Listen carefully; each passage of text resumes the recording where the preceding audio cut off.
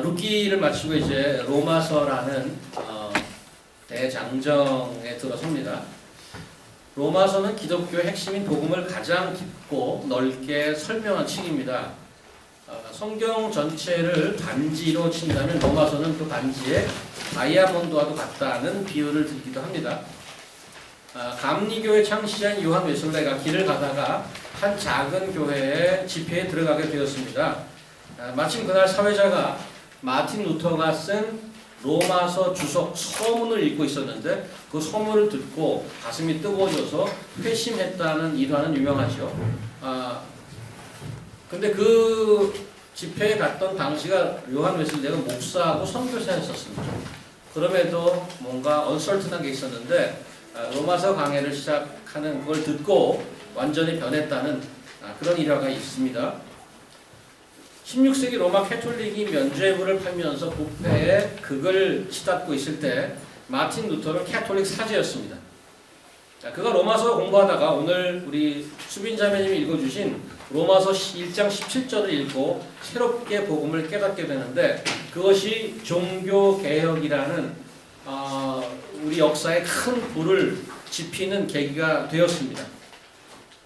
우리 교회 표준 성경 공부 중 하나인 Back to Basics의 일과 암송도 로마서 5장 8, 9절 아닙니까? 현아 자매님 잘 기억하고 계시죠? 암송 가능하십니까? 가능하십니다. 그렇군요.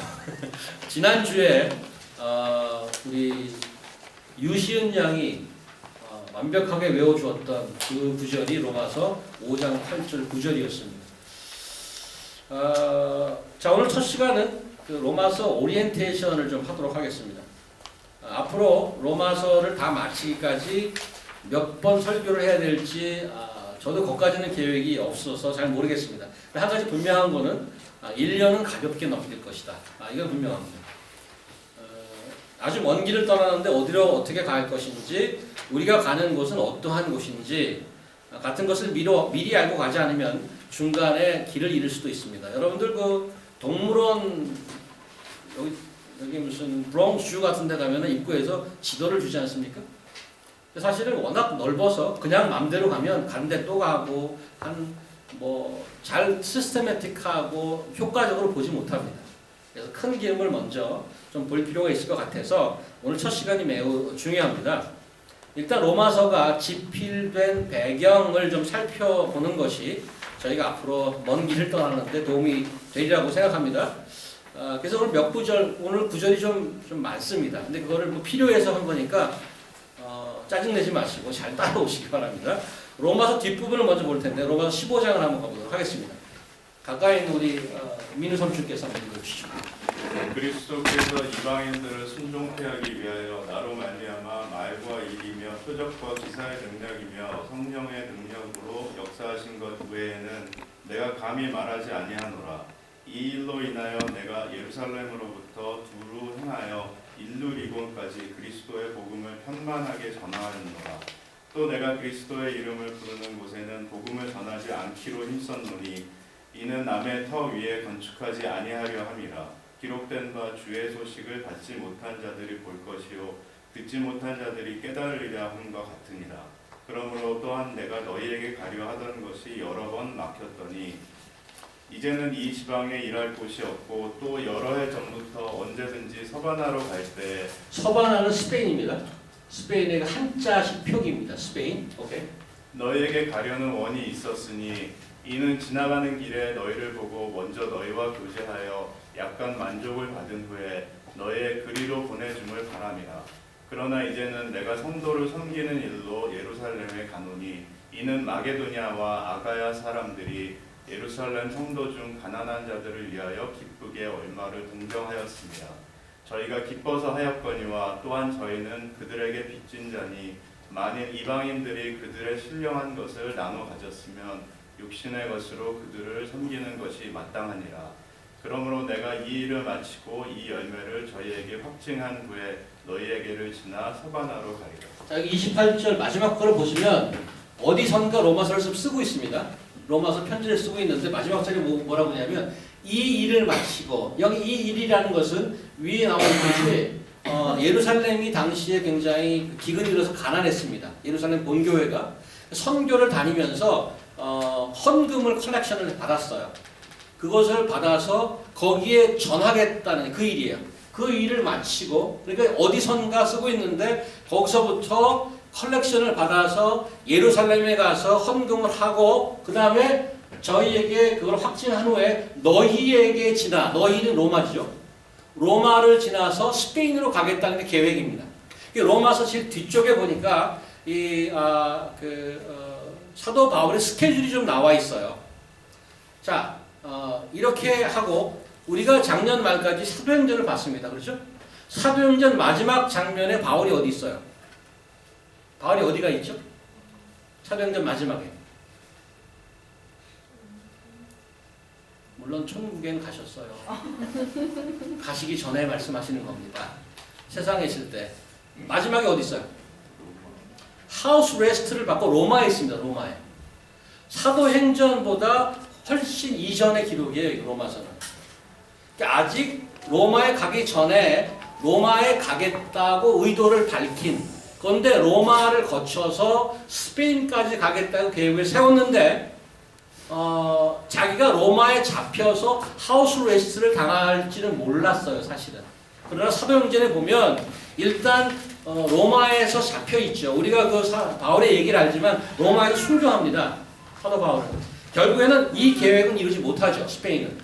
어쨌거나 로마서를 쓰는 큰 목적 중에 하나가 여기 나와 있습니다.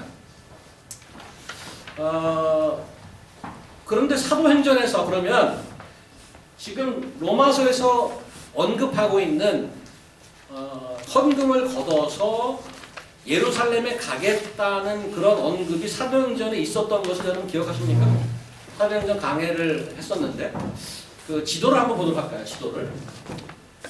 이거는 여기 보면은 Apostle Paul Third Missionary Journey 세 번째 전도 여행의 지도인데 네 번째 전도 여행이 로마로 가는 거였어요. 그 이전에 세 번째 전도 여행인데 여기 보시면 안디옥 제일 오른쪽에 별 표시된 데가 안디옥입니다. 안디옥이 바울의 파송교회죠. 안디옥에서 이렇게 소아시아를 거쳐 터키 지방을 거쳐서 저기 동부 터키에서 이쪽 유럽 쪽으로 넘어가지 않습니까? 이 데살로니가니 빌리폰이 넘어가서 마게도니아를 지나서 아가야, 여기 아가야라고 되어 있는데 그리스입니다. 지금 현재 그리스예요. 그리스에서 그러면 고린도까지 가죠. 여기서 이렇게 돌아오면 제일 빠릅니다. 돌아올 때는. 근데 다시 돌아가서 가게 돼요. 근데 기억하시나요? 그냥 배 타고 올라가 그랬는데 사도 바울을 암살하려는 첩보를 듣게 되죠. 그래서 배에 이미 사람들이 숨어 있는 거예요. 자객들이 숨어 있었어요. 그거를 듣고 깎으로 다시 돌아가는 겁니다. 처음 듣는 표정인데 제가 열변을 토하면서 설교를 몇 번이나 했는지 몰라요. 사도행전 때. 이래서 목사는 먹고 살 수 있는 겁니다. 하고 또 하고 또 하고 그래도 잊어잡으시거든요. 자, 그래서 지금 여기서 돌아가서 예루살렘까지 가는데 이 여행 중에 사실은 여기 나와 있습니다만 아가야니 마게도니아니 아까 로마서에서 언급되었던 여기서 헌금을 컬렉션해갖고 저까지 가는 겁니다. 세 번째 여행 때에 지금 로마서에 언급됐던 그 일을 하는 거고요. 자, 그러면 그 정황을 사도행전으로 직접 가서 한번 다시 보도록 할게요. 사도행전 24장을 한번 가보도록 하겠습니다. 우숙 씨 한번 읽어주시겠어요? 이 장면은 어떤 장면인가 하면 사도행전에서 예루살렘에 헌금을 들고 갔는데 유대교인들이 사도 바울을 잡지 않습니까? 자기 유대교를 시도하는 아주 이단 종파라고 잡아 죽이려고 그러죠. 그럴 때 총독 앞에서 자기를 변호하는 장면입니다. 이제 나를 송사하는 모든 일에 대하여 저희가 능히 당신 앞에 내세울 것이 없나이다. 그러나 이것을 당신께 고백하리이다. 나는 저희가 이단이라 하는 도를 쫓아 조상의 하나님을 섬기고 율법과 및 선지자들의 글에 기록된 것을 다 믿으며 저희의 기다리는 바 하나님께 향한 소망을 나도 가졌으니 곧 의인과 악인의 부활이 있으리라 함이라. 이것을 인하여 나도 하나님과 사람을 대하여 항상 양심의 거리낌이 없기를 힘쓰노라. 여러 해 만에 내가 내 민족을 구제할 것과 재물을 가지고 와서 드리는 중에 내가 결례를 행하였고 모임도 없고 소동도 없이 성전에 있는 것을 저희가 보았나이다. 그러나 아시아로부터 온 어떤 유대인들이 자, 여기 보면 지금 여러 해 17절 여러 해 만에 내가 내 민족을 구제할 것과 재물을 가지고 와서 드리는 중에 이게 그 사건입니다. 근데 이미 이거를 쓰는 요 상황은 예루살렘에 있는 상황이에요. 예루살렘은 아니죠. 총독에게 받으러 가이사랴로 올라갔어요. 그래서 심판을 받는데 이 사도 바울이 그것을 언급하는 거죠. 이제 그 컬렉션을 가져와서 예루살렘에 왔는데 난리를 쳐갖고 지금 이 자리까지 왔다라고 고백을 하는데 사실 이 얘기는 아까 로마서 15장에서 봤듯이 자기가 그 컬렉션을 가지고 예루살렘에 가겠다 하는 것이 실제로 해프닝하는 장면이라고요. 실제로 해프닝하는 장면이에요. 자, 그러면 언제 그러면 로마서를 썼을까? 언제 로마서 썼을까? 사도행전 20장을 한번 가고 요거보다 조금 전에 가보겠습니다. 교진영 선생님 읽어주세요. 요거는 그 2차 전도여행 때문에 3차 전도여행 때 얘기하세요.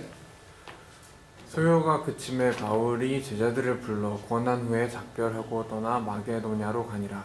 그 지경으로 다녀가며 여러 말로 제자들에게 권하고 헬라에 이르러 거기 석 달을 있다가 배 타고 수리아로 가고자 할 그때에 유대인들이 자기를 해하려고 공모함으로 마게도냐로 다녀 돌아가기를 작정하니. 기억하세요? 사도행전 여기 설교할 때 그걸 제가 설명했단 말이죠. 아까 그 지도 가보세요. 여기 보면 여기 아가야 고린도 여기서 이렇게 가려고 그랬는데 자기를 해하려는 정보를 입수하고 다시 돌아간 거예요. 다시. 그런데 다시 그 고문으로 가보세요. 여기 보면 거기에 석 달을 있다가 이렇게 얘기했어요. 석 달을 있다가. 고린도에 석 달이 있었는데 요때에 로마서를 썼을 것이라는 정황이 제일 정확합니다. 이 3개월 머물러 있을 때 기록한 것으로 판단이 됩니다. 로마서 편지를 쓸 때는 그 옛날에는 자기가 직접 쓸 때도 있지만 로마서가 길지 않습니까? 그거 뭐라고 그러죠? 대신 받아 쓰는 사람을. 대필자가 늘 있었어요.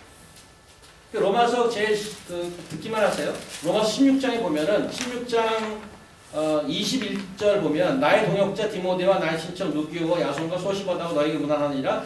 이 편지를 기록하는 나 더디오도 주 안에 너에게 문안하노라. 로마서 쓰는데 더디오가 나라고 그래요. 나. 이 대필자가 더디오라는 사람이에요.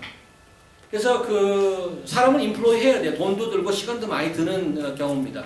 이 16장에 되는 긴 것을 어떻게 하루아침에 쓸 수 있겠어요? 이 3개월 머물렀을 동안에 그때 쓴 거란 말이죠.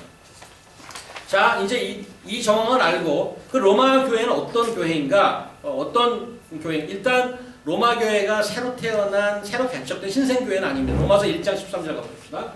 1장 13절 15장 23절에 보면 권수영 제가 한번 읽어주세요. 형제들아 내가 여러 번 너희에게 가고자 한 것을 너희가 모르기를 원치 아니하노니 이는 너희 중에서도 다른 이방인 중에서와 같이 열매를 맺게 하려 함이로되 지금까지 길이 막혔도다. 그 다음에 읽어주세요. 이제는 이 지방에 일할 곳이 없고 또 여러 해 전부터 언제든지 사방으로 갈 때 너희에게 가려는 원이 있었더니. 자, 여기 보시면 1장 13절에 보시면 여러 번 너희에게 가고자 한 것, 그러한 언급이라든가 15장에 보면은 여러 해 전부터 언제든지 스페인으로 갈 때 너희 가려는 원이 있었으나. 그래서 이 로마 교회는 신생교회는 아닌 거예요. 오래전에 이미 개척되어 있는 교회예요. 그거 일단 아시면 되고요. 그런데 16장에 나중에 보시면 알지만 보통 그 문안 인사를 할 때 사람들 몇 명 언급하는데 로마서는 얼마나 많은 사람이 나오는지 몰라요. 굉장히 많은 사람이 언급이 되고 있는데 바울이 직접 개척한 교회가 아니고 한 번도 가보지 못한 교회였지만 그 교회를 출석하는 교인들은 많이 알고 있어요. 그래서 이름을 많이 언급해요. 제가 4년 전인가요? 서울에 방문한 적이 있었는데 서울에 있는 뉴시티 교회라는 데의 목회자, 교회 예배도 한번 갔었고, 오종향 목사님이라고 아주 수년 전에 업타운 CMC에서 잠시 뭐죠? 보조로 목회하시던 분이 계신데, 거기를 제가 한 번 가서 예배를 드렸어요. 이유는 뭔가 하면 저희 교회에 있다가 귀국하신 분 중에 화기 형제라든가 또 제가 모르는 몇 분이 그 교회를 출석하고 있었어요. 저는 그 교회에 전혀 관여하지 않았고 그 교회에 개척하지 않았지만 그 교회를 간 이유는 거기 있는 교인들을 알기 때문에 그렇단 말이죠. 마치 이제 지금 사도 바울이 편지 쓰면서 그런 겁니다. 그러면 누가 이 교회체를 개척했을까? 베드로라는 학설이 있지만은 아까 로마서 15장에 보셨지만 사도 바울이 선교하면서 자기 원칙이 있습니다. 다른 사람이 여기 개척하는데 절대 안 가요. 새롭게 있는 데만 가는 겁니다. 그래서 여기는 자기가 알고 있는 사도들이라든가 이런 분들이 개척한 교회가 아니고 자기가 여기 가려는 것도 거기 가서 무슨 리더십을 발휘하려는 게 아니고 아까도 얘기했지만은 파송교회로 지원받고 싶다는 그런 의도입니다. 그래서 그런 베드로가 개척한 사람은 아니고요. 아무래도 제국의 수도이기도 하고 뉴욕처럼 사람들이 많이 오가는 곳, 그러는 센터, 그 옛날에 센터였기 때문에 아마 사도행전 2장에 우리 오순절 성령 사건이 있지 않습니까? 그때 6월절만 되면 해외에 살던 해외 유대인들이 고국 방문 겸 6월절을 지내는 겸 예루살렘에 오게 됩니다. 근데 마침 그 당시 오순절 성령 사건이 터지고 복음을 듣게 되고 그 복음을 가지고 자기가 원래 살던 곳으로 돌아가게 되는 거죠. 그런 비즈니스를 하는 분이라든가 무역을 하는 분이라든가 이런 유대인들이 그렇게 듣고 가서 가정교회부터 시작하지 않았나 이렇게 추측하고 있습니다. 사도 바울은 서신서를 많이 썼습니다. 로마서도 수신자가 있는 서신서 맞습니다. 근데 서신서는 전부 occasional letter예요. occasional letter라는 것은 무슨 말인가 하면 이슈가 있어서 편지를 썼다는 얘기예요. 그냥 안부 인사를 전하라 쓰지는 않았어요. 몇 가지 예를 들겠습니다. 몇 가지. 고린도서는 왜 썼을까 이렇게 나오는데 우리 현아자매 좀 읽읍시다. 형제들아, 내가 우리 주 예수 그리스도의 이름으로 너희에게 권하노니 다 같은 말을 하고 너희 가운데 분쟁이 없이 같은 마음과 같은 뜻으로 온전히 합하라. 내 형제들아, 골로에서의 지부편으로서 너희에게 대한 말을 내가 들으니 곧 너희 가운데 분쟁이 있다는 것이라. 이는 다름이 아니라 너희가 각각 이르되 나는 바울에게, 나는 아볼로에게, 나는 게바에게, 나는 그리스도에게 속한 자라 하는 것이니 그리스도께서 어찌 나누며 바울이 너희를 위하여 십자가 못 박혔으며 바울의 이름으로 너희가 세움을 받았느냐. 고린도 전서하면 생각나는 단어가 있는데 성령의 은사, 사랑장 이런 것들이 덜 생각이 납니다. 그래서 사람들은 성령의 은사라는 주제로 사람들을 가르치기 위해서 고린도서를 썼다고 생각하는데 그렇지 않단 말이에요. 1장에 고린도 교회의 가장 큰 문제는 분열이었어요. 분열. 네가 잘났다, 내가 잘났다. 고린도 교회 교인들은 은사가 엄청나게 많았어요. 그래서 은사를 설명한 거예요. 은사를 그렇게 쓰는 게 아니야. 이렇게 하죠. 너희가 이게 힐링이 있어? 방언을 해? 예언을 해? 다 소용없어. 사랑이 최고야. 그래서 사랑장이 나온 거예요. 그러니까 제가 아는 어떤 분은 싱글이신데 결혼할 때 저한테 주례를 부탁했어요. 이제 결혼하실 것을 확신하시고 주례를 부탁했는데 고린도전서 13장 사랑장으로 말씀을 전해달라고 주례사를 해달라고. 그래서 제가 이 설명을 드렸어요. 사실은 사랑장이 사랑을 위해 쓰는 게 아니고 이러이러한 배경이 있어서 싸움하지 말라고 사랑장을 나온 것이다. 그랬더니 그러면 바꿀래요 구절을. 그래 다른 걸로 이제 바꿨습니다. occasional letter는 목적이 있어서 쓰는 거예요 여기. 고린도서는 분열이 있어서 그걸 해결하라고 쓰기 시작했습니다. 다른 많은 내용이 있지만 가장 중요한 목적이란 말이에요. 갈라디아서 한번 가볼까요? 윤정쌤. 그리스도의 은혜로 너희를 부르신 이를 이같이 속히 떠나 다른 복음 주는 것을 내가 이상히 여기노라. 다른 복음은 없나니 그리스도의 복음을 전하려 함이라. 그러나 우리가 혹 하늘로부터 온 천사라도 우리가 너희에게 전한 복음 외에 다른 복음을 전하면 저주를 받을지어다. 우리가 전에 말하였거니와 내가 지금 다시 말하노니 만일 누구든지 너희의 받은 것 외에 다른 복음을 전하면 저주를 받을지어다. 고린도 교회에서 느닷없이 이런 표지를 받으면 무슨 아닌 밤중에 봉창 터지는 소리냐. 저주를 받는다고 당장 그런 사도 바울이 쓴 서신서 중에 가장 strong language, 가장 심하게 한 말 중에 하나입니다. Let them be go to hell 이런 것이죠. 영어로 하면. 굉장히 험하게 얘기한 거죠. 골로새에서 일반적인 이 갈라디아서 일반적인 주제는 freedom in the gospel. 복음 안에서 자유를 얘기하는데 그 논문 주제를 가지고 얘기하려고 한 게 아니에요. 이 안에 할례파가 있어서 갈라디아 교회에서 할례파가 너 할례 안 받으면 구원 못 받아. 이런 자들이 있어서 그래? 그게 무슨 복음이야? 하고 보낸 게 갈라디아서란 말이죠. 오케이저널 레터예요. 골로새서 한번 가볼까요? 수정사입니다. 그러므로 먹고 마시는 것과 절기나 월삭이나 안식일을 인하여 누구든지 너희를 평론하지 못하게 하라. 이것들은 장래 일의 그림자이나 몸은 그리스도의 것이니라. 누구든지 일부러 겸손함과 천사 숭배함을 인하여 너희 상을 빼앗지 못하게 하라. 저가 그 본 것을 의지하여 그 육체의 마음을 차 헛되이 과장하고 머리를 붙들지 아니하는지라. 온몸이 머리로 말미암아 마디와 힘줄로 공급함을 얻고 연합하여 하나님이 자라게 하시는 걸 자라느니라. 너희가 세상의 초등학문에서 그리스도와 함께 죽었거늘 어찌하여 세상에 사는 것과 같이 의문에 순종하느냐. 이 골로새 교회는 절기에 목숨 거는 사람들이 있어요. 안식일 지켜야 돼. 월삭이나 절기 이거 안 지키면 큰일 나. 지옥 가. 이런 사람도 있었고 신비주의가 있었어요. 천사 숭배 같은. 그래서 골로새서의 가장 그 중요한 theme 중에 하나가 supremacy of Christ. 예수 그리스도의 충만함, 충분함, 탁월함에 대해서 계속 설교하죠. 왜? 예수 그리스도 그래서 너의 신앙을 예수 그리스도의 뿌리를 받고 있어라. 이런 표현을 계속 자주 나오는 왜? 딴 데 한눈 팔지 말고 이런 경향의 교회에 있었단 말이죠. 그렇기 때문에 쓴 편지가 골로새서란 말이죠. 한 가지만 더 볼게요. 빌립보서로 가겠습니다. 미경자님. 빌립보 사람들이 너희도 알거니와 복음의 시초에 내가 마게도니아를 떠날 때 주고받는 내 일에 참여한 잘 안 보여요. 교회가 남편이 도와주셔야지 안 보이네. 참여한 교회가 너희 외에 아무도 없었느니라. 데살로니가에 있을 때에도 너희가 한 번, 두 번 나의 쓸 것을 보내었도다.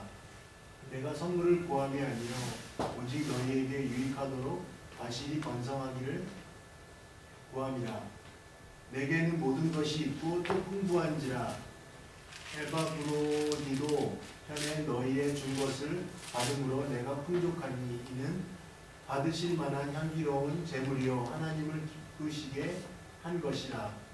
나의 하나님이 그리스도 예수 안에서 영광 가운데 그 풍성한 대로 너희 모든 쓸 것을 채우시리라.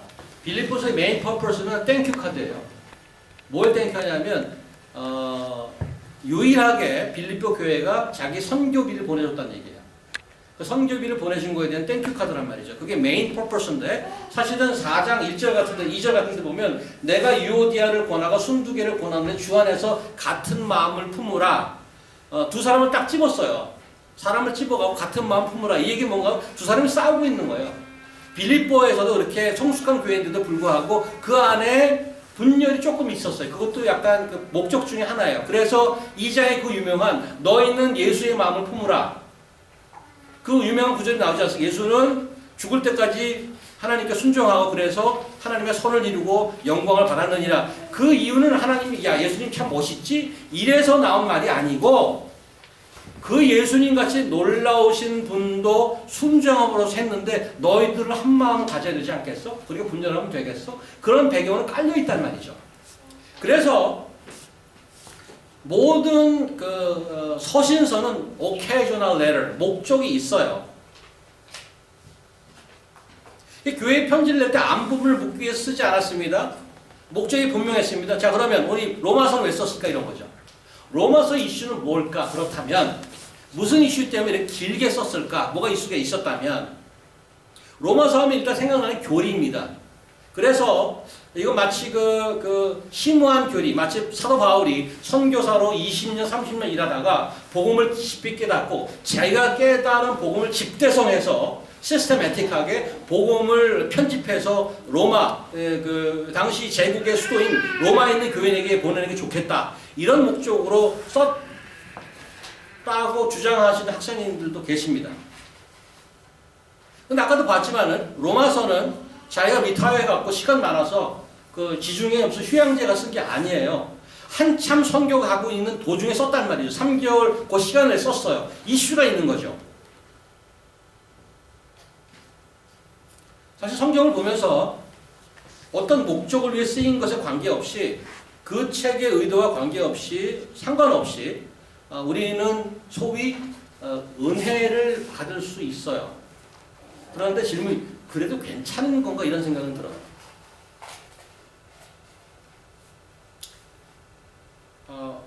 인간의 의도가 있고 성령의 감동에서 그분이 썼겠지만 성령님의 의도가 있을 거란 말입니다. 성령의 어떤 부분이든.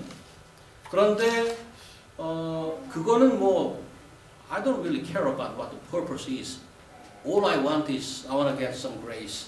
나만 해결받고 문제 삼면 되지. 그래서 좋은 느낌을 받고 좋은 기분을 받고 힐링도 받고 이런 게 있다고 생각하면 그게 죄악되거나 나쁜 건 아니지만 하나님이 전달하고자 하는 의도는 다 놓치게 돼서 얼마나 큰 손해인지 모른단 말이죠. 그거를 정확하게 알아야 하나님이 주고자 하는 풍성한 은혜를 정말 누릴 수 있지 않겠느냐 이런 말입니다. 그래서 이렇게 애를 써서 로마서 도대체 목적이 뭐냐 그걸 알고 가자는 얘기예요. 그렇지 않으면 워낙 긴 데다가 큰 책이고 또 그 신학적인 깊이가 해서 거기 안에 들어가다 보면 헤매다가 나올 수도 있단 말이에요. 목적지에 도착하지 못하고 중간에 빠질 수도 있고요. 저는 쓰여진 목적을 분명히 최선을 다해서 알아보고 그래서 하나님이 의도하시고 준비해 주신 은혜를 받을 수 있도록 우리가 다 잘 준비됐으면 하는 그런 바람입니다. 그래서 로마서 목적 그래서 뭐냐고요. 그래서 로마 교회가 어떤 교회인지를 조금 더 먼저 보게 어떤 종류의 교회인지. 일단 중요한 것은 로마 교회는 유대인 크리스찬과 이방인 크리스찬이 섞여져 있는 교회라는 것을 먼저 아셔야 돼요. 로마서 15장 7절 가보시죠. 15장 7절. 수빈 씨가 한번 읽어주시겠어요?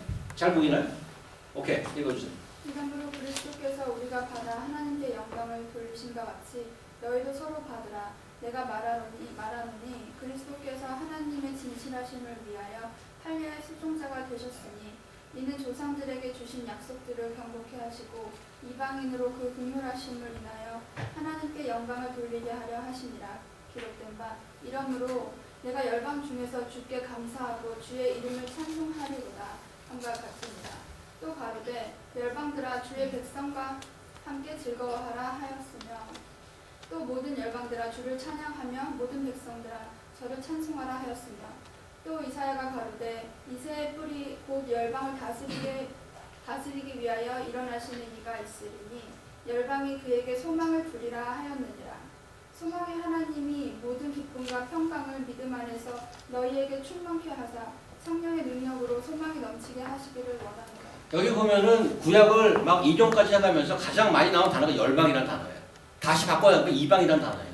이방에도 하나님의 구원이 임한다는 내용을 쓰고 있는데 왜 쓰냐 하면 7절 때문에 그걸 부가로 설명하고 7절이 뭔가 하면 이러므로 그리스도께서 우리를 받아 하나님의 영광을 돌리신 같이 너희도 서로 받으라. 여기 영어로 보니까 accept each other 이렇게 되어 있어요. 여기서 서로 받으라는 얘기는 두 부류가 있다는 거예요. 유대인 크리스찬과 이방인 크리스찬이 있는데 you accept each other. 서로를 용납하라. 이런 얘기를 하는 겁니다.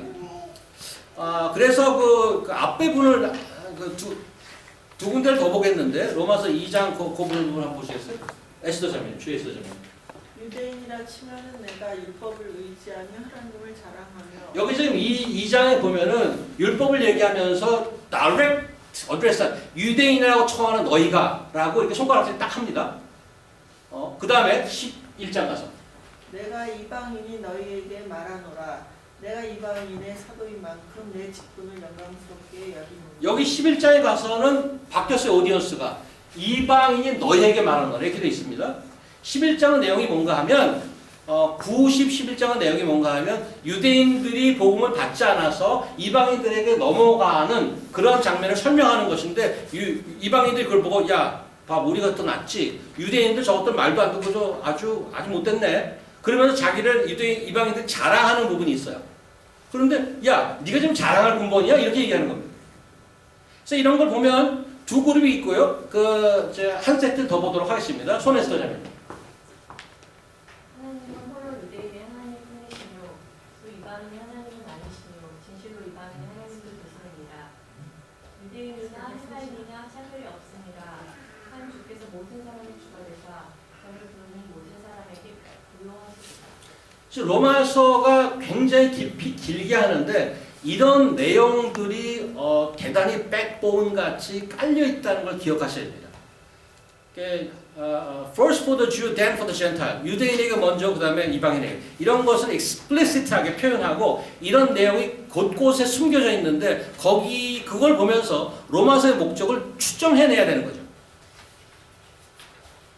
그러면 뭐죠? 유대 크리스찬과 이방인 크리스찬이 섞여 있다는 것의 implication 이게 왜 중요한가? 그것도 한번 짚고 넘어가야 돼요. 그래서 오늘 오리엔테이션을 좀 지루할 수 있습니다. 양해를 미리 구합니다. 다음부터는 이렇게 조금씩 할 거예요. 이거 뭐 왔다 갔다 하는데 저의 충정을 이해해 주시고 그거를 좀 뜻을 알아야 그 다음분에 좀 편하게 갈 수 있기 때문에 사도행전 18장으로 가보십시다. 우리 에스더 어머님 보이세요? 자, 읽어주세요. 그의 바울이 아덴을 떠나 고린도에 이르러 아골라라 하는 본도에서 유대인 하나를 만나니 클라우디오가 모든 유대인을 명하여 로마에 떠나가 함으로 그가 그 안에 브루스길라와 함께 이달리아로부터 새로운지라 바울이 그들에게 가매 업이 같음으로 함께 거하여 일어나니 그 업은 장막을 만드는 것이더라. 저희 교회가 3지혜가 있지 않습니까? 남지혜, 유지혜, 윤지혜가 있습니다. 저는 우리 어머님이 우리 교회 와서 얼마나 좋은지 몰라요. 우리 에스더가 3에스더가 생겼습니다. 주 에스더, 손 에스더, 정 에스더. 그래서 이 더블 트리니티라고.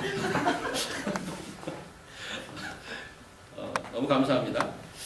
이걸 설명을 드릴게요. 이건 2차 선교 여행 때 사도 바울이 고린도에서 아까 3차 여행 때 지도를 봤지만 2차 여행 때도 갔어요. 고린도에 가서 누구를 만나느냐 하면 아굴라와 그 안에 브리스길라를 거기서 만나요. 근데 뭐라고 그러나 의기투합해서 같이 하는데 텐트를 만드는 사업하는 분이었어요.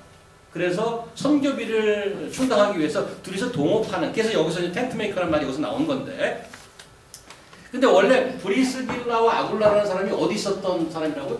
이탈리아로부터 새로 온지라, 새로 왔대, 새로. 왜 왔어요? 거기 사업을 하는 사람이야. 왜 왔어? 어디죠? 클라우디어스예요. 로마 황제 클라우디어스가 모든 유대인을 명하여 로마에서 떠나라 한 고로. 사업을 잘 하고 있는데 이민 가서 사업을 유대인들이 많이 흩어졌잖아요. 구약에서부터. 그 사업을 잘 정착하고 있는데 어느 날 갑자기 클라우디어스가 유대인 다 나가 그랬어요. 유대인 다 나가. 클라우디어스는 무슨 크리스찬이건 아니 무슨 관심이 있겠어요? 유대인 다 나가. 왜 나가라고 그랬느냐?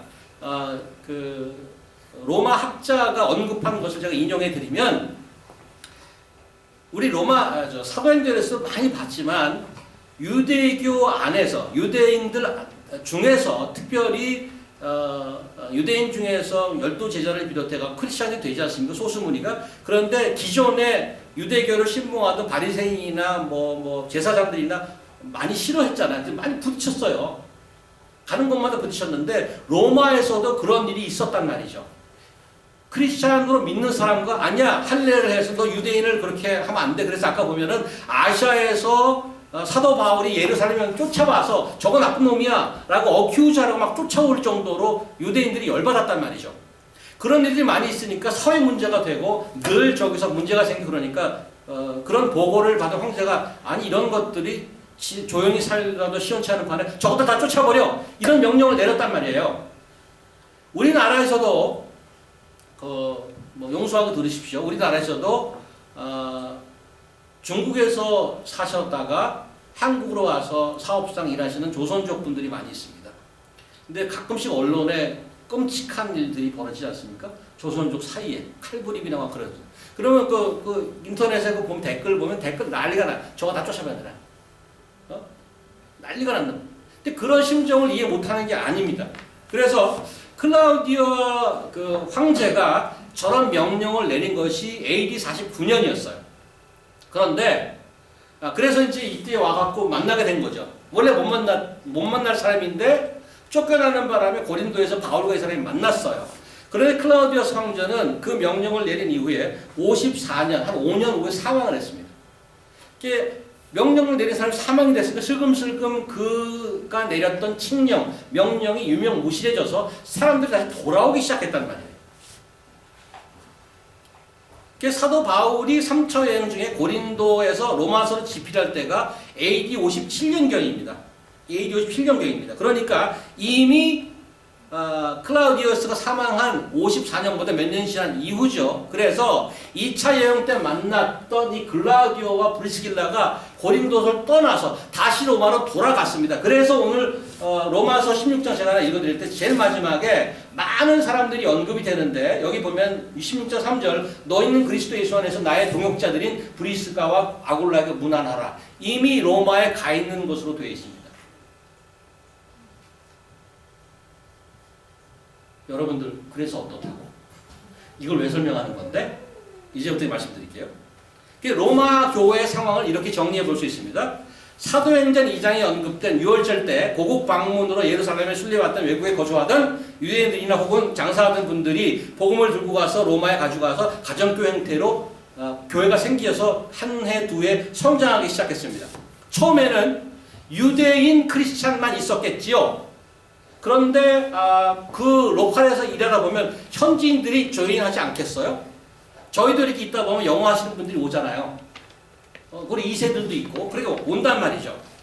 그러니까 자연히 유대 크리스찬과 로컬에 있는 이방인 크리스찬들이 교회에 섞이기 시작했는데 물론 리더십은 처음 시작한 유대인 크리스찬들이 잡고 있었겠죠.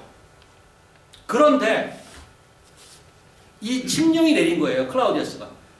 유대인 다 나가 그랬어요. 유대인 다 나가. 그럼 여기서 같이 있다가 교회가 반이 없어진 거예요. maybe 70%가 없어졌는지 모르죠. 그 리더십을 잡고 있던 유대인 크리스천들이 다 빠져가는 교회에 뭐만 남아? 그 동네에 살고 있는 로컬 크리스천만 남게 됐단 말이죠. 그래서 갑자기 그 이방인들, 로컬 크리스천들이 교회를 꾸려나가는 상황이 된 거죠. 우리식으로 설명하면 이렇게 되는 거예요. 여러분 이해를 돕기 위해서 트럼프가 대통령이 됐어요. 제가 이해를 트럼프가 대통령이 돼서 트럼프가 명령을 내렸습니다. 독수리 여권 가지지 못한 자 다 나가야 됐어요. 그러면 우리 교회는 이제 남지의 권호정만 남는 거죠. 김미경도 이제 배우자니까.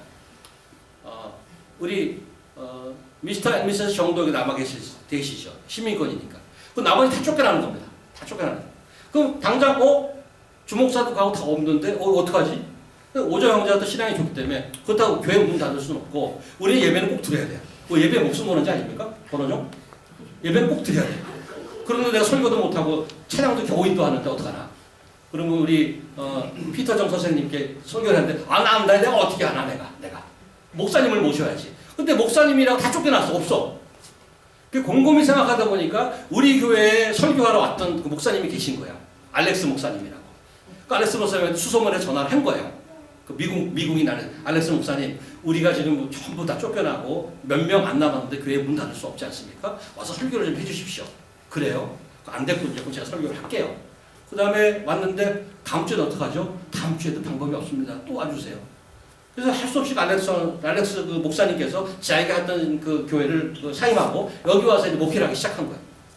그러니까 알렉스 목사님이 목회를 하니까 2세들도 영어로 하니까 2세들도 오기 시작하고 미국 사람들 오기 시작한 거예요.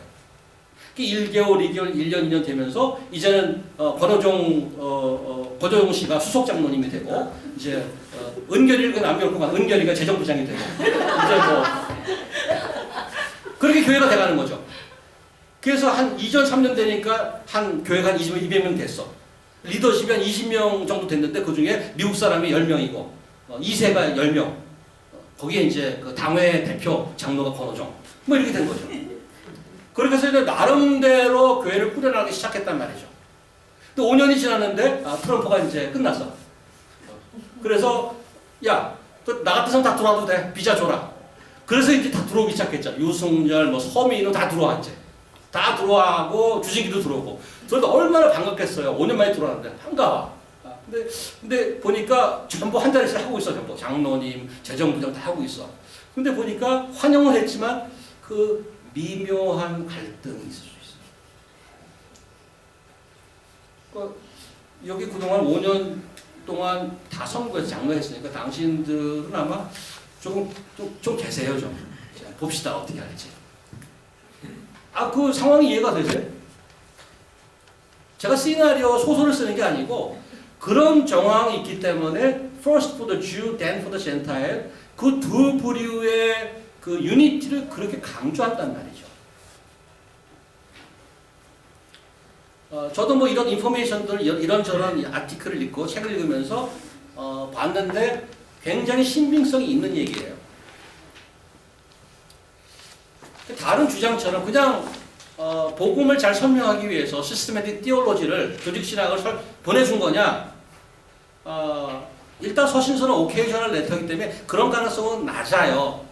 또 그 아닌 이유가 뭔가 하면 복음을 시스테매틱하게 전달하는 부분에 있어서 로마서가 많은 부분을 타치하고 있지만 한 가지 플로우, 결점이 있다면 만약에 시스테매틱 티올로지라면 조직신학이라면 뭐가 빠졌냐면 종말론이 없어요. 로마서에는. 복음을 얘기하면서 예수 그리스도의 재림에 관한 얘기를 안 하면 그거는 큰 부분이 빠진 거란 말이에요. 그 부분이 없어요. 왜? 로마 교회의 오케이션은 아직 종말론을 얘기할 필요까지는 없던 상황이었단 말이죠. 데살로니가에는 종말론을 굉장히 강하게 얘기합니다. 왜냐하면 거기 있는 사람들이 종말 예수님이 재림 막 하는 줄 알았어요. 그런 분위기였어요. 그래서 종말을 얘기해요. 거기서는. 로마 교회는 아직 아니란 말이죠. 그래서 그 로마서의 목적은 뭐냐? 아까 15장 뒷부분에 나타난 것처럼 선교에 관한 것입니다. 다시 15장 20절 거기 한번 보십시다. 제일 드러나는 목적 중에 하나는 15장 제일 처음에 보여줬던 그 구절 한번 펴주십시오. 여기 보시면 그 뒷파트. 오케이. 여기 보시면 이제는 이 지방에 일할 곳이 없고 또 여러 해 전부터 언제든지 서반으로 갈 때 너희 세펜으로 가도 너에게 가려는 원이 있었으니 이는 지나가는 길에 너희를 보고 먼저 너희와 교제하 약간 만족을 받은 후에 너희의 그리로 보내줌을 바랍니다. 그리로 보내줌을 바랍니다는 원어의 그릭 원어에 보면 굉장히 어서 오십시오. 아이고 어서 오세요. 환영합니다. 정말 밝아지네. 두 분이 오시니까.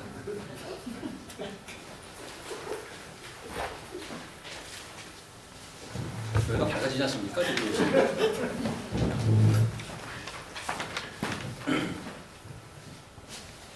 그리로 보내주길 바람이라는 것은 테크니컬한 워드로 파송이라는 뜻이 있어요. 파송. 풀타임으로 재정적인 지원을 해서 보내준다는. 그래서 나는 로마 교회 너희가 파송 교회가 되길 원한다 이거예요. 내가 파송 선교사 되길 원한다. 이겁니다. 재정적 지원과 물질적으로 영적으로 기도해달라고 서포트해달라는 얘기인데 이것이 분명한 한 가지 저장 목적 중에 하나인데 그러면 로마서 그 바디, 몸통을 차지하고 있는 많은 티올로지컬 아규먼트들은 본인이 선교를 가겠다는 것과 무슨 관계가 있느냐 이거죠. 별로 관계 있어 보이지 않아요. 그러나 조금만 깊이 생각해보면 로마서 몸통 부분에 들어가 있는 굉장히 헤비한 티올로지 같은 것들은 선교사를 보내는 파송교회로서의 그 파운데이션과 배경과 동기를 부여하는 내용이라고 이해할 수 있다는 말입니다. 그러한 본문의 가장 중요한 것 중에 하나가 유대인과 아까 얘기했던 그 이방인 크리스천과의 갈등인데, 조금 전에 역사적 배경 중에 보았듯이 내부적으로 구성원의 차이로 인한 그러한 문제를 원천적으로 갖고 있던 데다가 역사적으로 그러한 명령이 떨어져서 빠졌다가 다시 조인하는 과정에서 그런 갈등이 있었단 말이죠. 그리고 그 내용을 보면 유대인들이 자기 신앙적 배경을 자랑하고 그렇지 못한 이방인을 낮추고 리더십이 바뀌는 상황에서 갈등이 생기고 이렇단 말이에요. 이런 상황에서 아까 15장에 나왔듯이 서로 용납하는 accept each other라는 말들이 나오는 거예요. 이런 상황이기 때문에. 그러니까 사도 바울이 그렇게 집요하고 깊게 유대인이나 이방인의 모두를 구원하신 하나님의 의, first for the Jew, then for the Gentile. 유대인 크리스찬이건 이방인 크리스찬이건 그 모두를 구원해내시는 righteousness of God, 하나님의 의를 설명하는 것에는 이러한 배경이 깔려 있다는 거랍니다. 복음이 아니라면, 만약에 복음의 본질이 아니라면 그냥 봤다면 서로 반목하고 사람 취급도 안 할 이질적인 두 그룹. 그 그룹이 한 교회로 모아서 하나가 되는 것보다 하나님이 정말 살아계시구나, 복음이 진짜라구나 라고 증명할 수 있는 게 더 어디 있을까? 이런 겁니다. 복음 이외에 이런 이질적인 두 그룹을 하나로 묶어내는 게 어디 있을까라는 게 로마서의 그 로직이란 말이죠. 이방의 복음을 전한다고 하면서 교회 내부에서는 서로 반목하고 흑수저 금수저 타령하면서 한다면 누가 그 복음을 믿겠냐 이거야. 저 가짜다. 야 너희들이나 잘해. 이럴 수 있는 거죠. 주보를 보세요. 주보 안쪽에 보면 로마서 전체 구조가 나와요.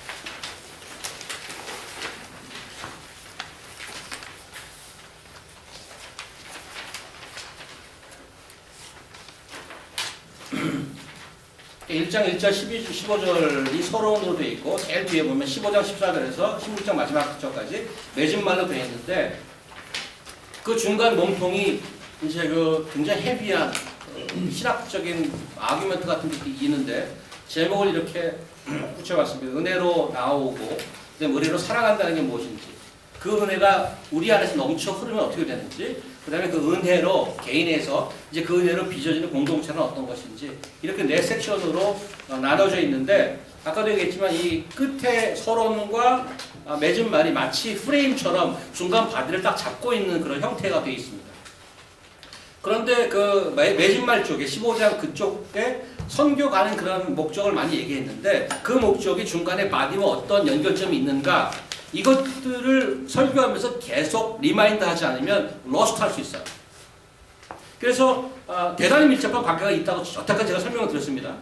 로마서는 큰 산맥을 타면서 골짜기나 나무들을 보면서 큰 틀을 잊을 수가 있는데 그것을 큰 틀을 머릿속에 잡아놓고 자세하게 들어가야 되고, 가는 우리가 중간중간을 거칠 때마다 그 큰 목적과 틀을 잊지 않고 갈 필요가 있고요.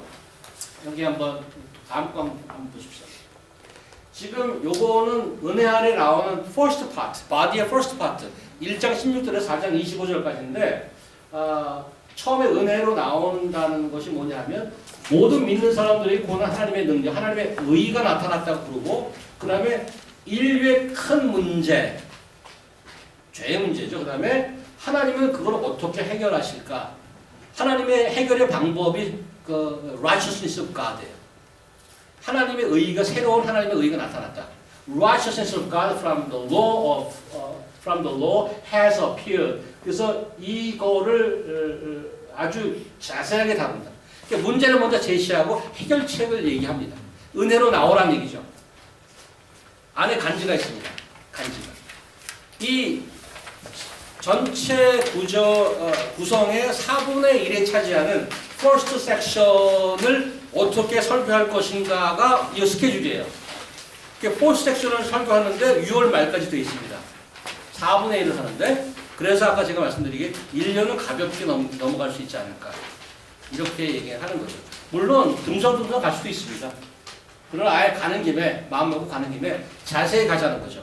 자세히 가자는 거죠. 그래서 first section에 스케줄이 나와 있으니까 여러분들 좀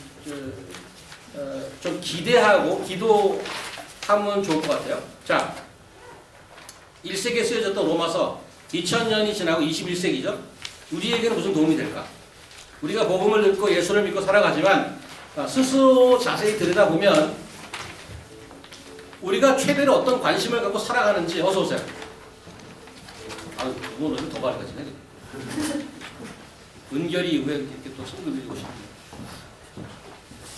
입추의 여지 없이 자세 좀 내주세요.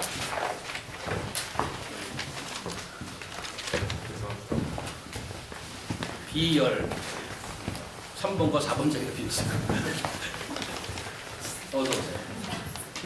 이 두 분은 지난주 어제 그제 저기 볼티모어에서 이사 오느라고 아마 이사 이제 들어가셨나요? 이제? 예. 입주하셨나요? 피곤해서 좀 늦었습니다.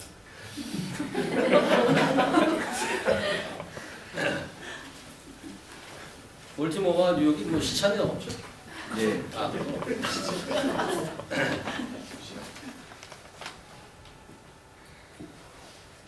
자, 우리 다시 우리는 그럼 무슨 로마서에 무슨 뭐 이득이 있느냐 지금 계속 설명을 했는데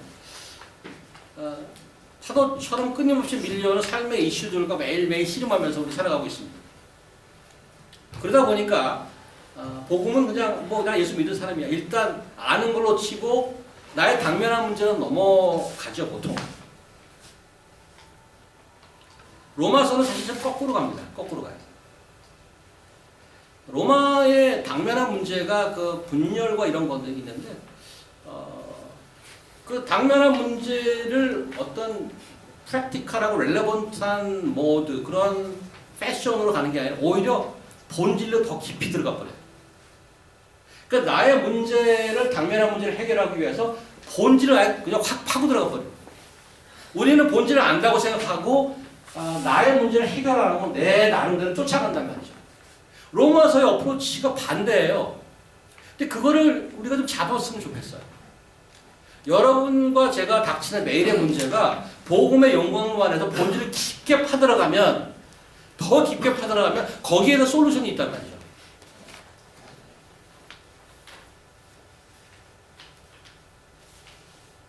유대인이든 이방인이든 흙수저든 금수저든 호남이든 영남이든 모든 일을 구원하시는 하나님의 의와 능력과 지혜와 은혜를 여러분과 저는 이 로마서를 통해 점점 더 알아가고 싶습니다.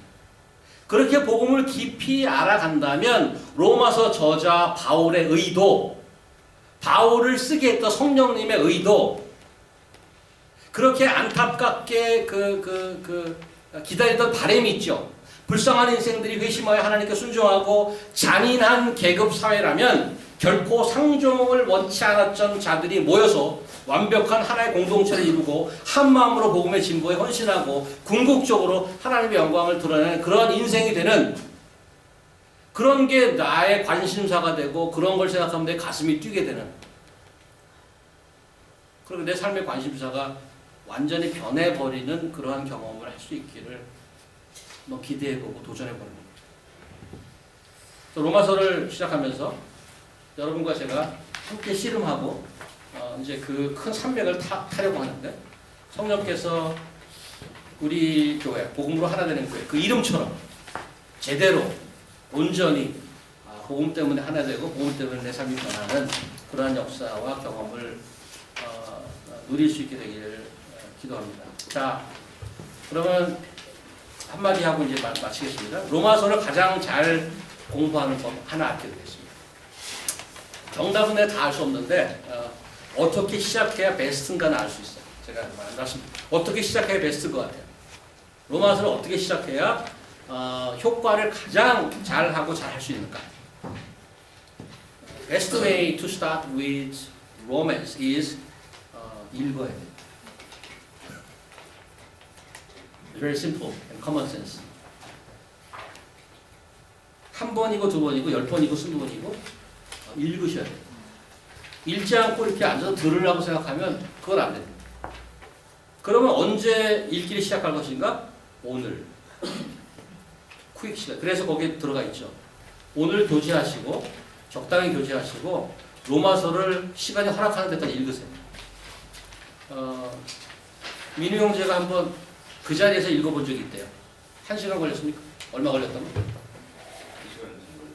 1시간 정도 하면 16절까지 쫙 읽을 수 있어요. 오늘 뭐 1시간까지 다 읽을 수 있을까 모르겠습니다만은 이거는 뭐 찔끔찔끔 읽지 마시고 앉은 자리에서 1시간 딱 시간이 나면 쫙 다 읽으셔야 돼요. 한 번이고 두 번이고 저는 로마서가 뭐 1년 이상 갈 텐데 적어도 20번 이상 여러분 읽길 바랍니다. 큰 맥을 잡고 또 자세히 들어가고 그래서 우리 교회가 어떻게 변하는지 내 개인이 어떻게 변하는지 하나님의 역사를 기대합니다. 기도하겠습니다. 하나님 감사합니다. 이제 로마서 시작합니다. 저도 준비하는 자로서 사실은 자신이 없습니다. 그래서 더 하나님의 은혜를 구합니다. 도와주시고 저희 사랑하는 복음으로 하나 된 교회 아버지 불쌍히 여기시고 이 시간까지 이끌어 주셨는데 이제 하나님의 의도와 뜻이 있으려고 믿습니다. 로마서를 통해서 저희를 가르쳐 주시고 도전하여 주시고 양육하여 주셔서 사람답게 살 수 있도록 도와주시고 하나님 자녀답게 성장할 수 있도록 인도하여 주시옵소서. 예수님의 이름으로 기도합니다.